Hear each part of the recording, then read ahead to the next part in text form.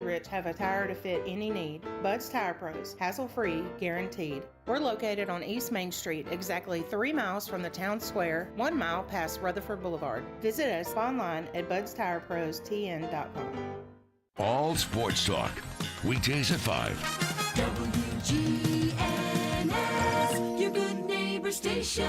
Rutherford County's place to talk.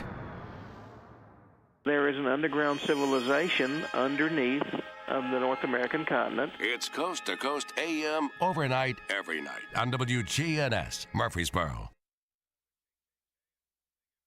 WGNS Murfreesboro, W270AF Murfreesboro, W263AI Murfreesboro, Smyrna. The Good Neighbor Network, FM 101.9 and AM 1450 Murfreesboro, FM 100.5 Smyrna, and online at WGNSradio.com. This is the WGNS Action Line, talking with Rutherford County newsmakers about what matters most to you. Now, your host, Scott Walker. It's Brian Barrett in for Scott here this morning on the Action Line from News Radio, WGNS, and it's my honor to have in County Mayor Joe Carr, who's joining us this morning. We were just kicking around some old radio stories before going on this morning. Mayor, good morning. We were kicking around some old stories. We were aging ourselves, weren't we, Ryan? Yes, most definitely. Certainly so. So I want to remind you that if you'd like to contact the mayor, texting is the easiest way to do that, so we can pull this up and get you that information. That number, 615-893-1450, if you'd like to talk to the mayor.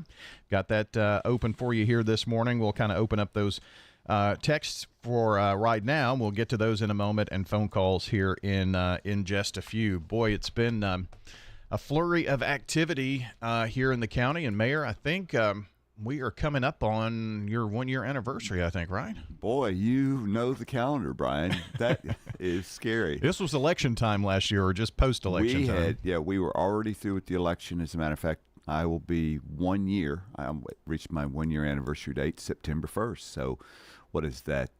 Friday. So in a couple of days, it'll be 1 year. And it has been an eventful year at a lot of different levels. So yeah, a lot of victories, some big disappointments. But I think the county is in a good place, a better place. But we got a lot of work to do. Maybe we'll kind of spend some time, and you can give us a brief state of the county here coming up in a few. You know, that's interesting. If you don't mind for a second, yeah. Brian, it's interesting you bring that up, because I was talking to Paul Latour earlier this week that, we have a State of the Union, we have a State of the State, and I think this is something, I don't know how quickly I can pull that together, but I think, and I'd love to have the Chamber's involvement at some point, but I think a state of the county, just to review our accomplishments, and candidly, we got to be honest, the disappointments are a part of that, but constantly talk about the vision and how we're moving forward through the obstacles and the challenges, and of course, grabbing hold of those opportunities. So it's interesting you bring that up, because I think that's something we want to do. The federal government does it. The state government does it, yeah. And I think it may be something that the county needs to take a look at. The state of the county. I know that I've seen you and actually watched a few of your Facebook Live chats. Are you? Let's kind of like FDR's fireside chats, right? Without the fire. Without the fire, you don't need that right now. But there are so many ways to communicate with people now, and it's just amazing to me. There's many people that will say, well, I don't even know what's going on. Yeah. I think it's ambivalence. I mean, for a lot of parts. Boy, I fear you're right, and I don't want to go there mentally, but yeah. The indication is that people are more engaged. People find themselves engaged through the media, and the media, of course, hypes what's going on at the federal level, and now the silliness that out of the General Assembly here recently with the special session. So that gets the media talking. But if you want to know the absolute truth about it, that part of government that affects your life on a day-to-day basis more than the others are your local government, your city and your county. And we do. And it's getting people engaged in is important, and it's something we're constantly struggling with. When you have 70-80% voter turnout for presidential elections, and you have 10 to 15% for local elections, if you're lucky, that shows you. Really. Yeah, exactly. And it's upside down because, somebody tell me, what has the federal government accomplished in the last 2 years or since the last federal election? What have they done? What have they done that has impacted your life? Well, what they haven't done has more impacted your life than anything, because we've still got inflation. There's still a horrible divide in this country. But I can talk to you about what we have accomplished in the last year that I'm extremely proud of, and hopefully we'll get to that in a few minutes. Yeah, we'll definitely do that. Now, when just to go back to your point, it's your local government on the local roads that you drive on. Yeah. It's the local government that sometimes, when your kids are going to school and you have to pay for school additions and things. Obviously, one of the very tough things you all had to do this year was to, take a look at the property tax and such. Yeah, very tough. Not going to make a lot of friends in that regard, probably. You may even lose a few. Yeah. So, but the local elections are so important, and hopefully we can turn that around somehow, some way. I mean, it's not like it's not the easiest thing to do. You can vote anywhere at any vote center in the county, and that's exactly right. And we try to make it as effortless and as painless as possible. And yet, despite all our efforts, there seems to be some ambivalence. Our Action Line program this morning is powered by Middle Tennessee Electric, who's helped provide light, comfort, and connection in our community since 1936. MTE, always here to help. Connect online at mte.com or the MyMTE app. Well, Mayor, I know this may stretch out into a couple of segments, and I do have a kind of a laundry list, a checklist of some things that we want to look at. But yeah, I see a text or two about trash and Trash Mountain and all of that kind of thing, and obviously that's one of those things to look at. But in your first year, what would you say are some of the accomplishments?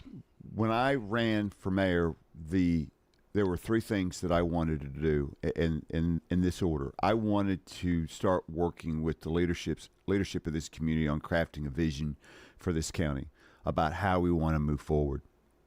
And and the part of that vision statement includes a clear understanding of who we are historically, where we've come from. It has a clear understanding of where we are now, but where we want to go, in particular as it relates to growth and how the growth of this county, however you want to define that, but how the growth of this county reflects on our principles and values to the extent that this defines us.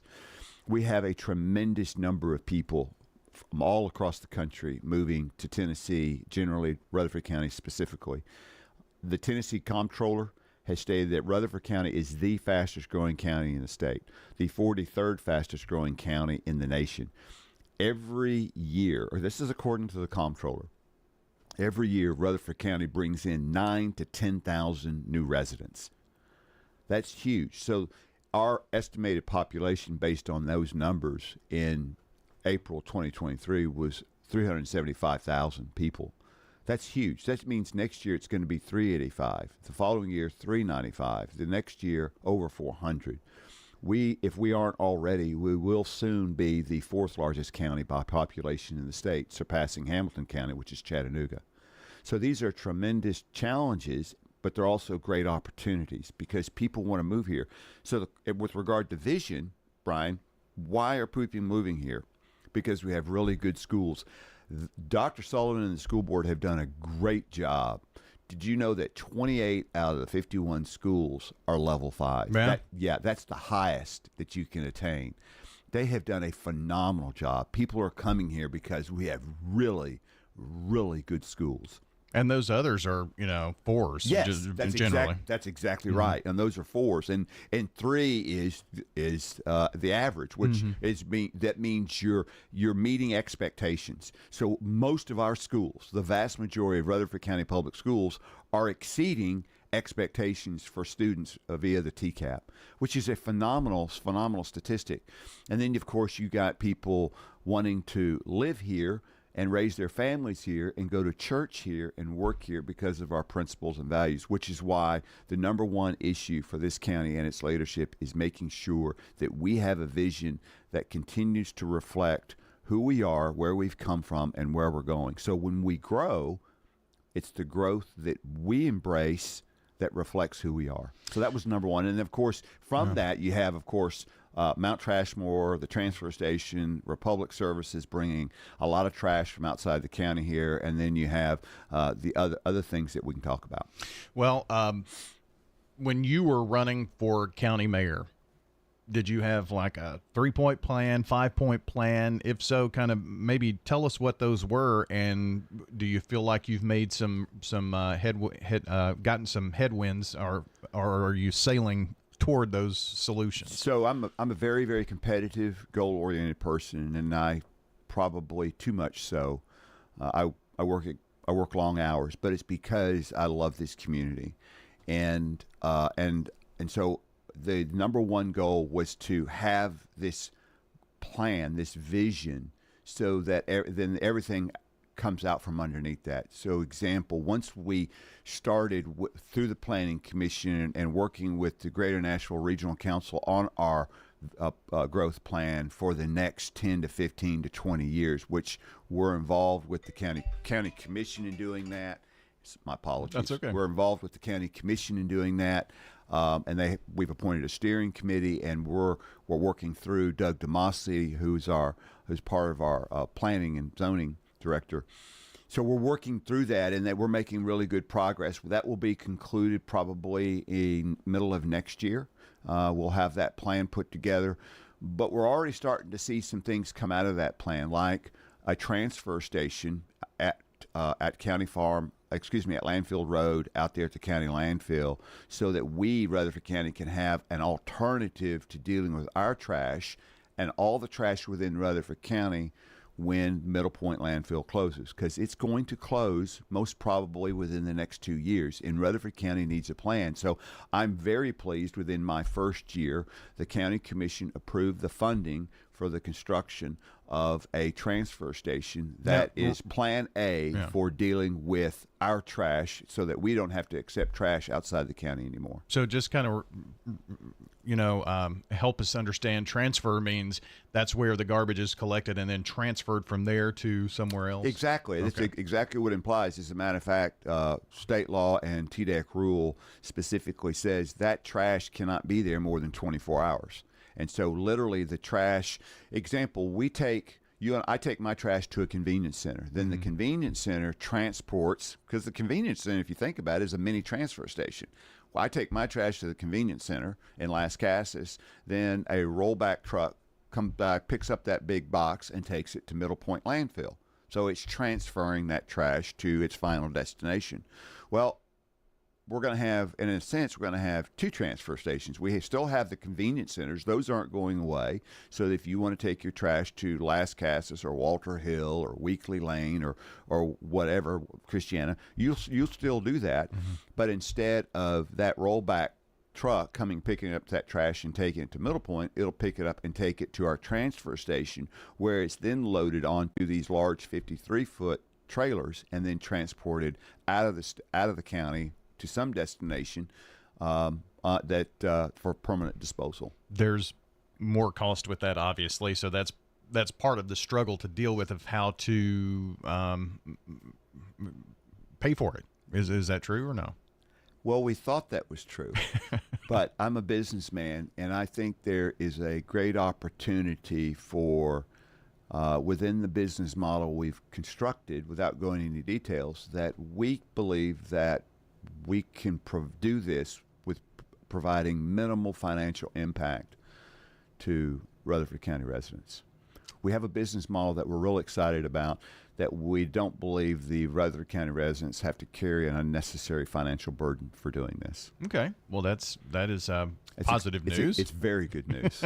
When will you be able to share more information about that, do you think? Well, it's interesting you ask that question because we are receiving RFPs, requests for proposals, at the end of this month, tomorrow, for a final destination for our use of material.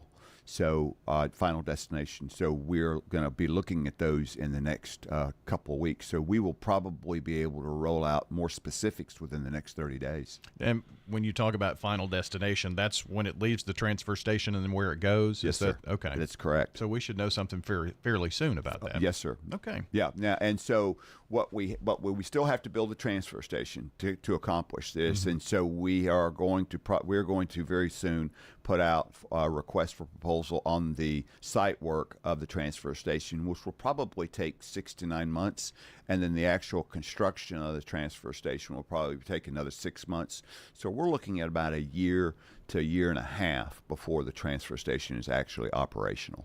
Before we take our break, I would like to get your thoughts and your opinion on Middle Point going to Chancery Court in Nashville, asking, for the expansion, and they're really continuing to push for that. Will that happen, do you think? Well, it's interesting because they keep talking about expanding. They're talking about two different expansions. They're talking about expanding down Jefferson Pike, which is going east toward Jefferson Pike, and then going north toward Jefferson Pike, then heading east. And I don't think that is going to be a suitable alternative because they've continued to press the idea that they want to buy the old or take over the old Rutherford County landfill so they can have that space between our old landfill and the Republic landfill.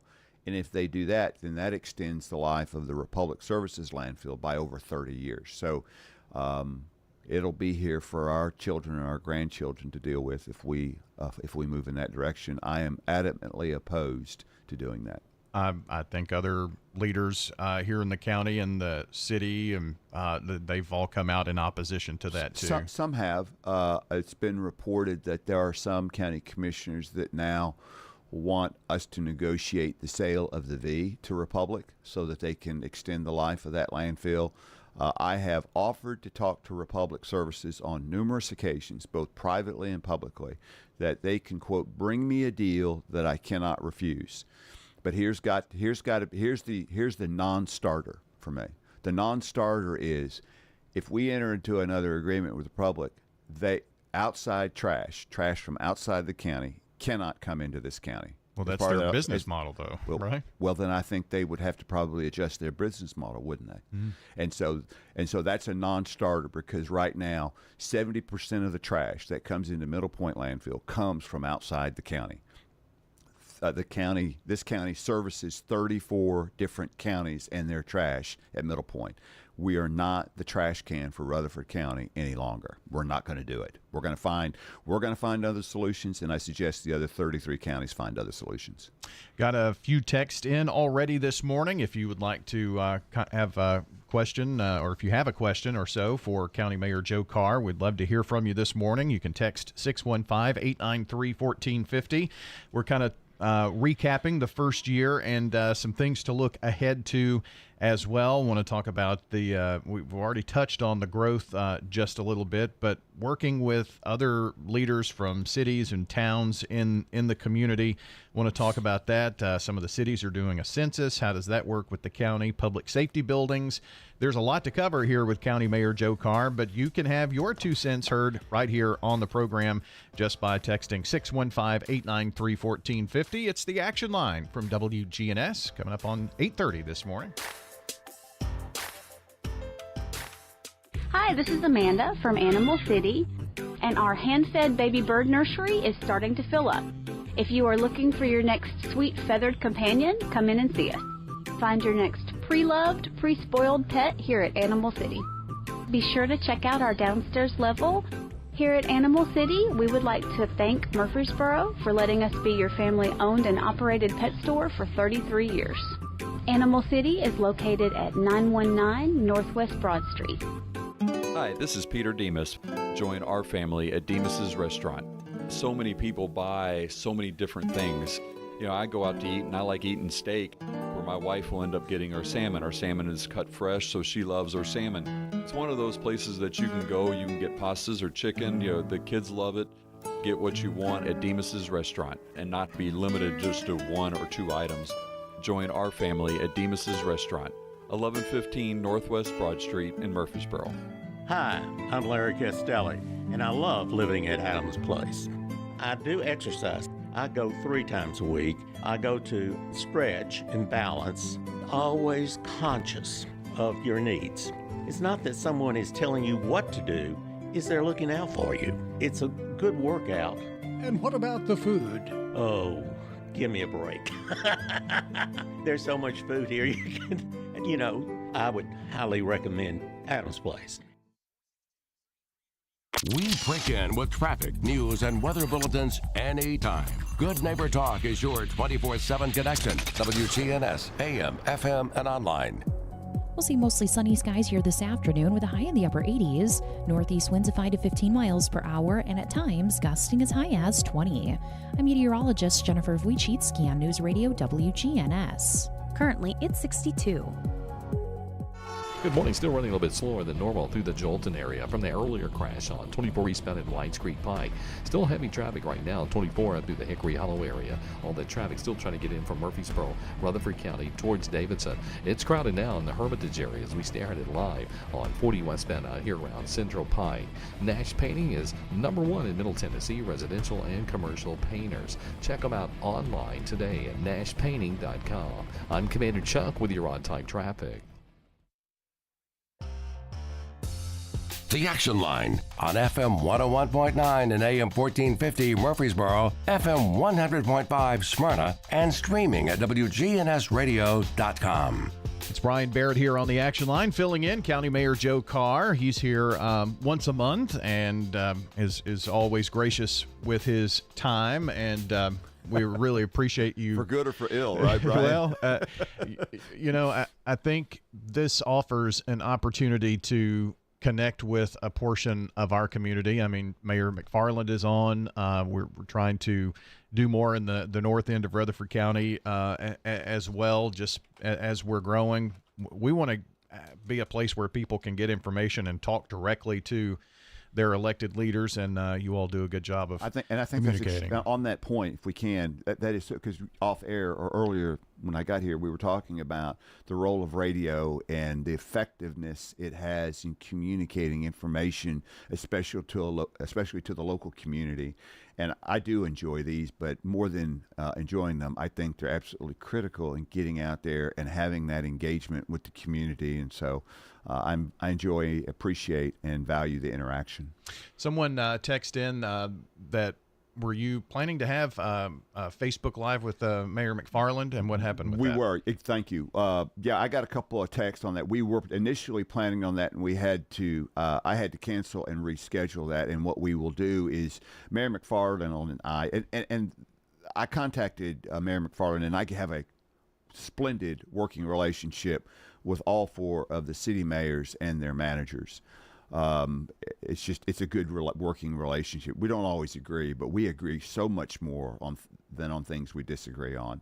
But anyway, so there was some chatter within the county commission, Rutherford County Commission, that the county and the city were not communicating or talking about their proposal out on Butler Drive for a transfer station and a processing facility, and as it relates to what we were planning out on the north side of the county with a transfer station, and that's just absolutely not true. I have been speaking with Mayor McFarland and manager Craig Tyndall and director Darren Gore for months, and sometimes several times a week, and that was, I don't know why members of the commission would presume that there weren't these discussions going on about how we can provide synergies and economic impact that would be positive without duplicating services. And so I called Shane and I said, hey, how about we just do a Facebook Live talking about what Rutherford County's doing and what City of Murfreesboro is doing and how those work together and coordinate and how we're helping each other. So, and I had to cancel it because something came up quite suddenly. But we're going to reschedule that, and we're going to do that. Okay, very good. That is good information there. Another text this morning: with the growth in Rutherford County, when is enough, or do we just bust at the seams? Do you see Rutherford County becoming a metropolitan area? I hope we don't become a metropolitan area, because that's not a part of the vision that we referenced earlier. That's not a part of our identity.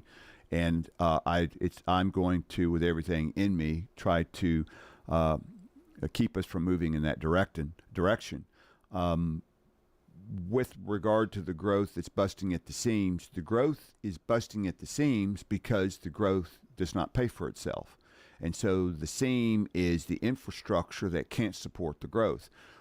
This is why we need the help of the Tennessee General Assembly. And so I think we're making progress there. As a matter of fact, I know we're making progress in that regard, but we need the help of the Tennessee General Assembly to help Rutherford County pay for the growth that a lot of other counties and every other city already has, in the form of who should pay for growth. Should it be the existing property taxpayer, or should it be those developments that are requiring the expansion of those services? I believe it's those developments that are requiring the expansion of services in the form of development taxes and impact fees, not the current residents in the form of property taxes. So growth paying for itself will keep us from busting at the seams.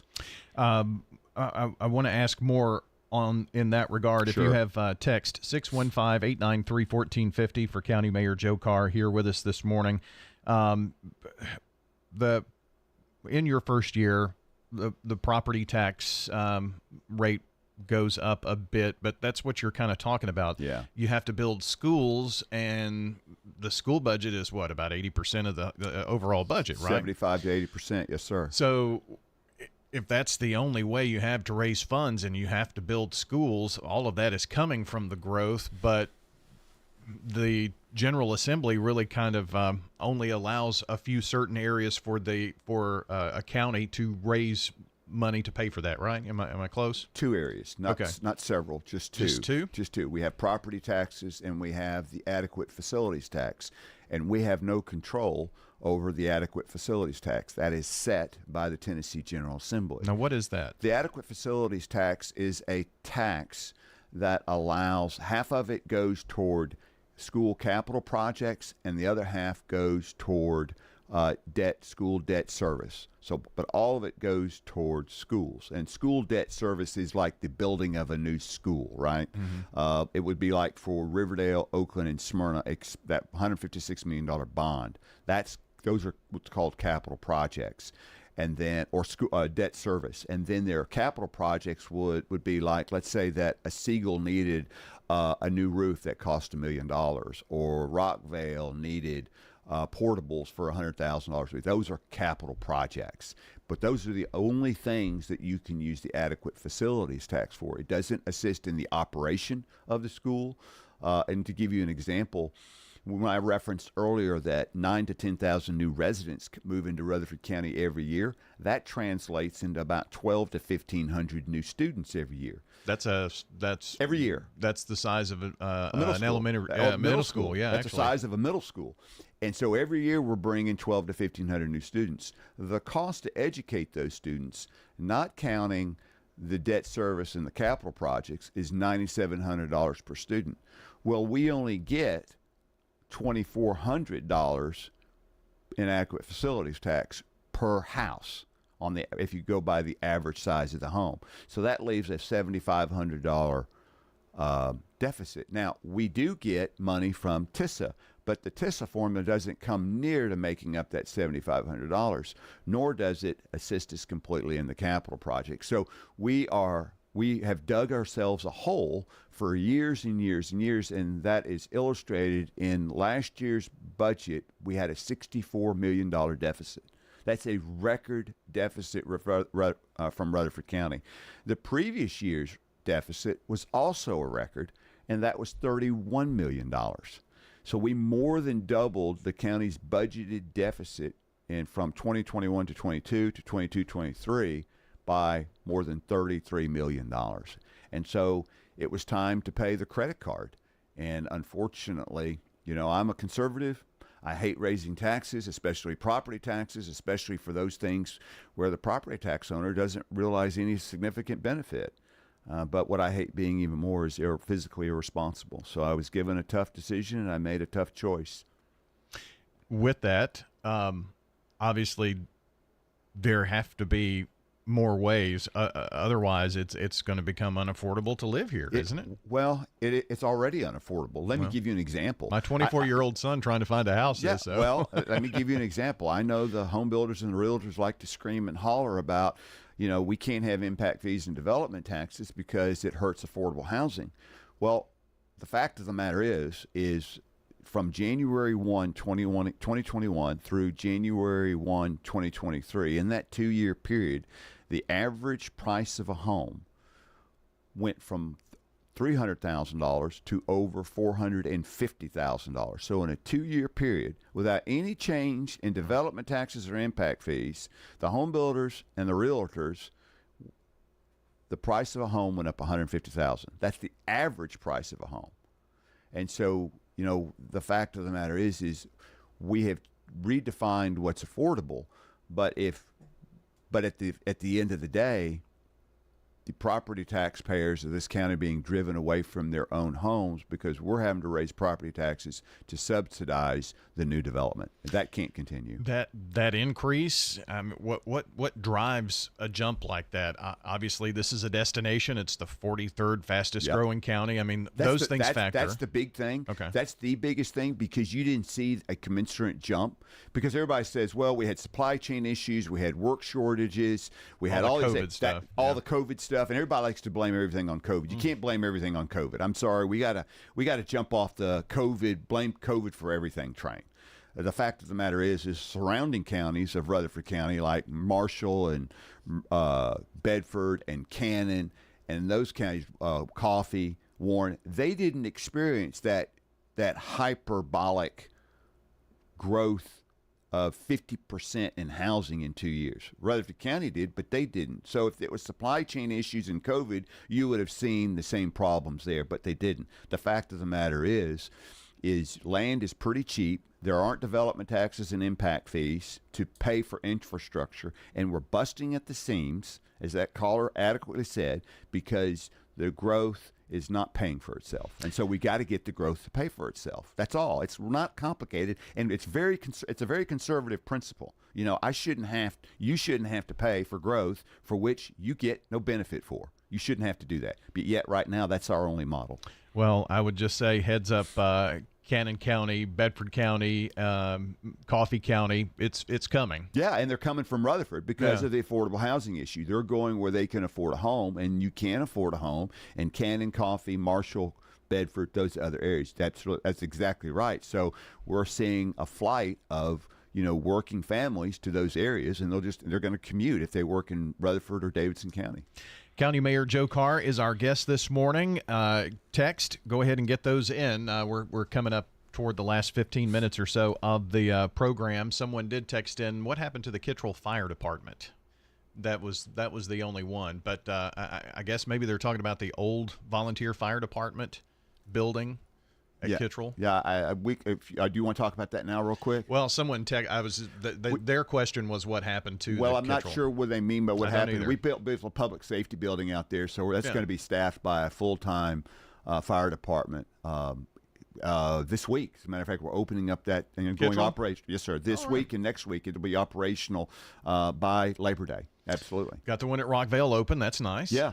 Got it open, and we're constructing Las Casas and Walter Hill, and then right after that, we're going to have a facility, a public safety building in Christiana at the Plainview Elementary School location, and then after that, Del Webb out there on Highway 96.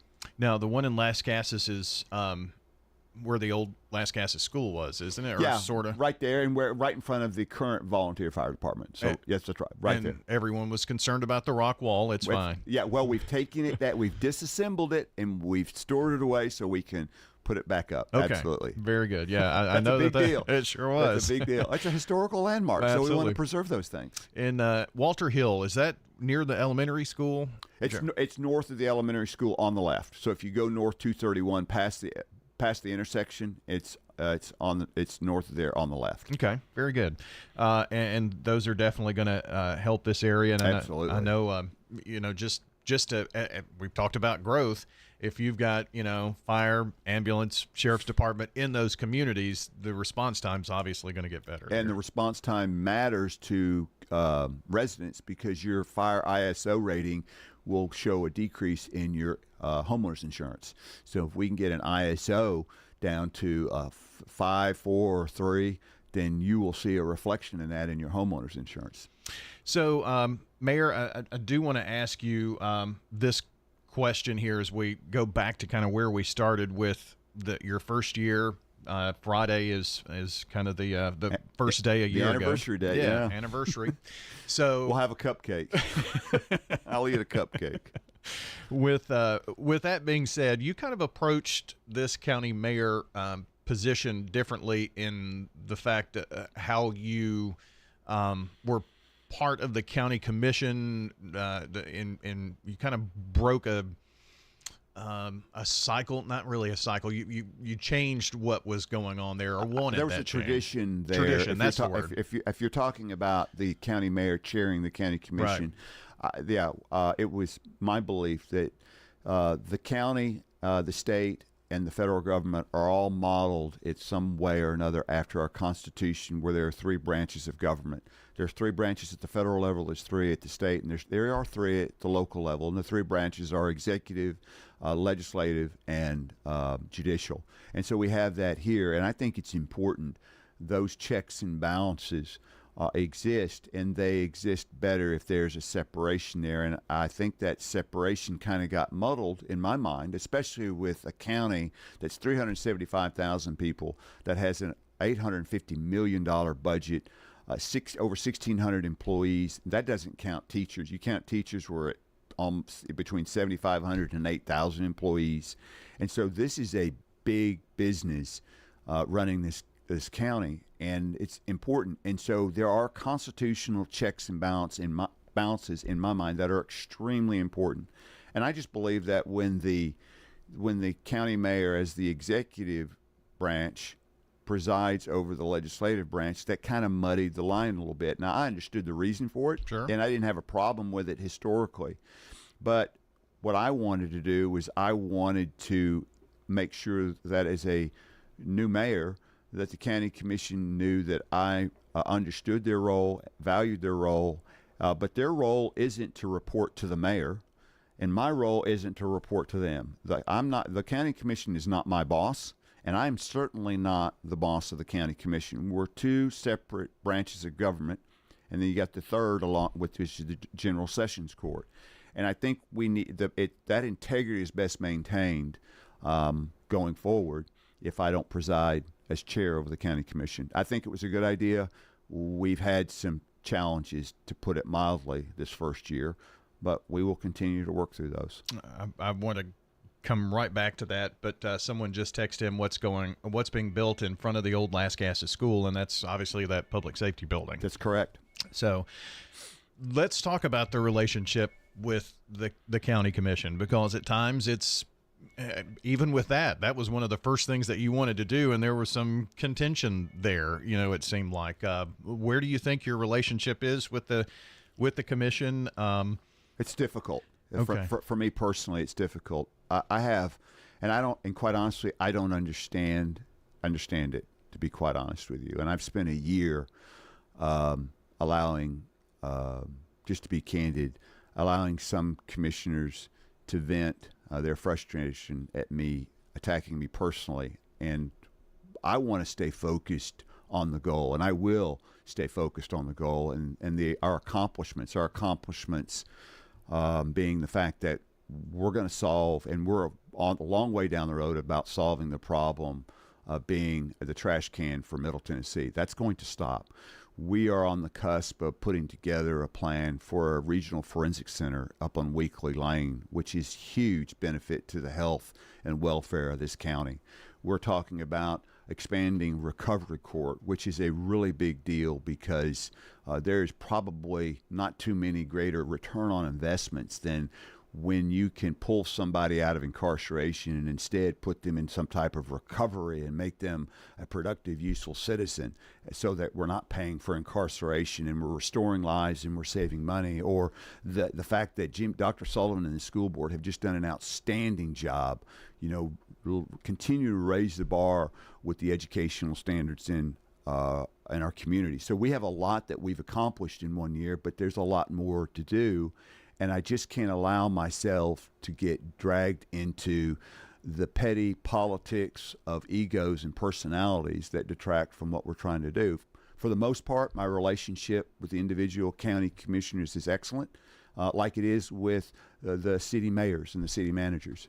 But there are a couple of people who I have from time to time a difficult relationship with that tends to suck the oxygen out of the room. That's unfortunate because it's not necessary. Well, maybe let's parlay that into what happened at the steering committee on August 7th. Well, the chairman of the steering committee was upset. Apparently, I don't know this to be but I was upset at a vote that was taken that he didn't agree with, and he turned to me and proceeded to cuss me out, and I don't cuss out very easily. I told him that I was not going to participate in that behavior and got up to leave, at which point he, and I'm giving you the Reader's Digest version, called me a coward, and I am a lot of things, but a coward is not one of them. And so I returned to him, at which point he started to charge me, and I told him, you won't cuss me. If you want to speak to me, we can have a meeting, you can speak to me, but we'll do it in a civil manner without raised voices. And at that point, he asked me to hit him on numerous occasions. And all this is verified by multiple witnesses who heard it. So it's just not my account. But at the end of the day, out of frustration and anger, he said he was going to get me and threaten me, which all that is unfortunate. It's not necessary. And the biggest problem here is, and quite honestly, it doesn't bother me personally. I mean, I'm not threatened at all by his behavior. In no way does it threaten me. What it threatens is our attention away from solving the problems and the challenges and embracing the opportunities of this county. That's what I'm focused on. That's what I'm going to continue to be focused on. And if the county commission won't deal with this issue, then I'll just have to figure out how to deal with it myself while still keeping my eye on the ball of leading this county forward. And I am absolutely committed to doing that. So in that regard, with kind of the philosophy of executive, legislative, judicial, in that should the county commission not do more on its own, in your opinion, or well, what? I think they should. I think there was an article written in this morning's paper, the D&J, that asked a question that I hadn't thought of, quite honestly, and that was basically, when I decided not to be the county commission chair, did that create a vacuum at the county commission? Because the mayor's always been the chair, and so did that create a leadership vacuum? I don't know. I hope not, but it appears that one commissioner has a strong influence over the rest of the commission, as evidenced by the fact that his conduct was rewarded by reappointment as steering chair, which is it's the prerogative and the right of the county commission to do that. But they essentially embraced that conduct when they reappointed him as chairman of the steering committee. And again, I'm going to respect that decision, and I'm going to work as best as I can with that decision. But I will not allow myself to be dragged in to the verbal assaults as illustrated on August 7th ever again. That won't happen. Got a text from number ending in 4001. Agree completely with you, as many residents here in Rutherford County. Joe, you're doing a great job. #mymayor. So. Well, I appreciate that. And, it takes all of us. I mean, this is a team effort. It's not a Joe Carr effort. It's not a county commission effort. It's a community effort.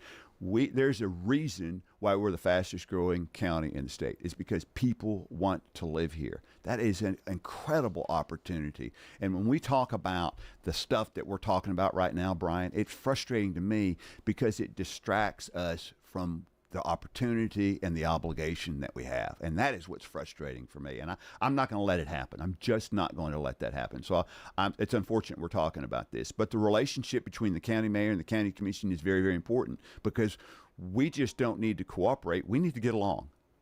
We're going to take a couple of minutes, come back, and then it's, like a lightning round of 2 minutes here with the county mayor, get his final thoughts this morning. You're listening to The Action Line. Brian Barrett joined by County Mayor Joe Carr. Back in just a couple of minutes. Hey, it's Scott. When it comes to health, there are numbers that every man needs to know, including our very own testosterone numbers. I recommend going to Low T Center, where they make it quick and easy to get your levels checked, and it's only $25. You walk in, take a simple blood test, and with their on-site lab, you'll know your results in about 25 minutes. Low testosterone levels can make you feel tired, grumpy, cause lack of motivation, and drive. It can also raise your cholesterol, cause weight gain, and loss of muscle mass. Go to lowtcenter.com now to book your appointment. Low T Center, reinventing men's healthcare. If you're looking for an authentic relationship with financial experts who genuinely care about your unique needs, Capstar Bank is for you. Capstar Bank is dedicated to the people of this community. Capstar Bank wants to help you reach your financial goals, because at Capstar Bank, you matter to us. Capstar Bank, 2230 Dr. Martin Luther King Jr. Boulevard, capstarbank.com. Member FDIC, Equal Housing Lender. Good morning. Still running a little bit slower than normal through the Jolton area from the earlier crash on 24 eastbound in Whites Creek Pike. Still heavy traffic right now, 24 up through the Hickory Hollow area. All that traffic still trying to get in from Murfreesboro, Rutherford County towards Davidson. It's crowded now in the Hermitage area as we stare at it live on 40 westbound out here around Central Pike. Nash Painting is #1 in Middle Tennessee, residential and commercial painters. Check them out online today at nashpainting.com. I'm Commander Chuck with your on-time traffic. The Action Line on FM 101.9 and AM 1450 Murfreesboro, FM 100.5 Smyrna, and streaming at WGNSradio.com. Wrapping up with County Mayor Joe Carr here this morning on the Action Line. Mayor, we've talked a lot about your first year. Yeah. Anything you want to talk about in that first year and kind of take us into what you hope to do in year two? Well, we got a lot of unfinished business. We're moving forward on the transfer station, like we said. We're investing $1.5 million in expanding recovery court, which is so important. We're moving forward, hopefully, on a forensic center, which is going to take a little time because the design engineering and that's going to be at least 9 months. So hopefully that'll be a part of the 24-25 budget. Where would that be? That would be up on Weekly Lane in Smyrna. And hopefully we'll partner with the state and MTSU on that. I'm asking for $1 million, and public safety has already approved it 6-1, but I'm asking for $1 million for design and engineering of that facility. But it'll take a good 9 months for that to be completed. So once we move that forward, it's going to be 9 months before we really hear anything going forward after that. That's where the driver's testing center used to be? That's exactly right. Okay. And the clerk's got an office up there, and then we have a new convenience center up there. We have about an 18-acre plot of land the county does that we're going to make that into a county campus of sorts for services, different services. And then I want to do something with the Historical Society. I want to do something cultural and historical on the square. So I've got some plans about maybe what we're going to do with the Goldstein building, and I'm talking to the mayor of Murfreesboro and the manager about what we can do about Lineball Library and that particular building, and how the county can access that facility for administrative offices, and then of course we've got the continued expansion of the public safety buildings, and we're going to finish building out Las Casas and Walter Hill, then start on Christiana and Dale Webb, and then so we've got a lot of things we've got to do to deal with the growth of this community, because growth just isn't schools. It's fire, it's EMS, it's public safety, it's roads, it's a lot of it's solid waste. It's a lot of things that reflect busting at the seams, as a caller said earlier. Mayor, it's been a fun show this morning. It's gone by so quickly. Appreciate your willingness to come in each and every month and talk to the listeners here in our great county about what's going on. Well, I enjoy this. It's important, and I look forward to seeing you next month. Sounds good. All right. County Mayor Joe Carr joining us here this morning. A reminder, if you missed part of the show, came in maybe a bit late, you can check the podcast at WGNSradio.com. Just look under podcast and action line, or if you are a Spotify person, iHeartMedia, all of those, we've got the podcast in those sections as well. Just subscribe by checking for WGNS. Have a good day, everybody. The Roundtable is next.